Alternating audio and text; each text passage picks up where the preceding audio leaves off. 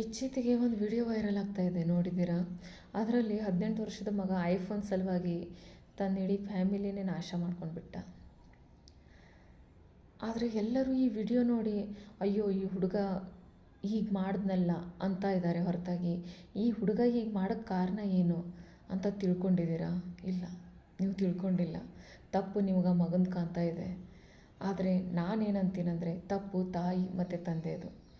ಯಾಕಂದರೆ ನನ್ನ ಮಗ ಚೆನ್ನಾಗಿ ಕಲೀಲಿ, ಚೆನ್ನಾಗಿ ಓದಲಿ ಅಂತ ಅವ್ನು ಕೇಳಿದ್ದೆಲ್ಲ ತಂದು ಕೊಡ್ತಾರೆ. ಮನೆಯಲ್ಲಿ ಎಷ್ಟೋ ಪ್ರಾಬ್ಲಮ್ ಇದ್ದರೆ ಮಕ್ಕಳಿಗೆ ತೋರಿಸ್ಕೊಡಲ್ಲ. ನೀವು ಯಾಕೆ ಹೀಗೆ ಮಾಡ್ತೀರಾ? ನಿಮಗೇನು ತೊಂದರೆ ಇದೆ, ಮನೆಯಲ್ಲಿ ಏನು ತೊಂದರೆ ಇದೆ ಅದನ್ನು ತೋರಿಸ್ಕೊಡಿ ಮಕ್ಕಳಿಗೂ. ಅವ್ರಿಗೂ ತಿಳಿಬೇಕು, ಮಕ್ಕಳಿಗೂ ತಿಳಿಬೇಕು.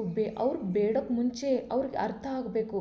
ಹೌದಪ್ಪ, ನಮ್ಮ ಮನೆ ಪರಿಸ್ಥಿತಿ ಏನಿದೆ, ಹೌದಪ್ಪ ನಮ್ಮ ತಾಯಿ ತಂದೆ ಹತ್ರ ಇದನ್ನೆಲ್ಲ ಕೊಡೋ ಶಕ್ತಿ ಇದೆಯಾ ಇಲ್ವಾ ಅದನ್ನೆಲ್ಲ ತಿಳ್ಕೊಬೇಕು ಮಕ್ಕಳು ಕೂಡ. ನಾವೇನು ಮಾಡ್ತೀವಿ, ನಮ್ಮ ಮಕ್ಕಳಿಗೆ ಈಗಲೇ ಈ ಪ್ರಾಬ್ಲಮ್ನಲ್ಲಿ ಜಗ್ಗೋದು ಬೇಡ ಅಂತ ನಾವು ಈ ಥರ ಮಕ್ಕಳಿಗೆ ಇದನ್ನು ಮಾಡ್ತೀವಿ. ಅಂದರೆ ನಾವು ಮಕ್ಕಳಿಗೆ ಬೇಡಿದ್ದೆಲ್ಲ ಇರುವಾಗ ಬಿಡು ಕೊಟ್ಟರೆ ಆಯಿತು, ಇರುವಾಗ ಬಿಡು ಕೊಟ್ಟರೆ ಆಯಿತು ಅಂತ ಕೊಡ್ತಾ ಇರ್ತೀವಿ. ಅವರು ಮಿಸ್ಯೂಸ್ ಮಾಡ್ಕೊಳ್ತಾ ಇರ್ತಾರೆ. ಅದರಲ್ಲಿ ಮಕ್ಕಳು ತಪ್ಪಿಲ್ಲ, ಅವ್ರ ವಯಸ್ಸದ ತಪ್ಪು. ಅದನ್ನು ತಿಳ್ಕೊಳ್ಳಿ. ಈಗಲಾದರೂ ಪ್ಲೀಸ್ ನಾನು ಕೇಳ್ಕೊತೀನಿ ತಂದೆ ತಾಯಿಯಂದ್ರಿಗೆ, ಮಕ್ಕಳಿಗೆ ಕೇಳಿದ್ದೆಲ್ಲ ತಂದು ಕೊಡೋಕ್ಕೆ ಹೋಗಬೇಡಿ. ಏನು ಬೇಕು ಏನು ಬೇಡ ಅದು ನಿಮಗೆ ಚೆನ್ನಾಗಿ ಗೊತ್ತಿರುತ್ತೆ. ಏನು ಅವಶ್ಯಕತೆ ಇದೆ ಅದನ್ನು ಕೊಡಿಸಿ.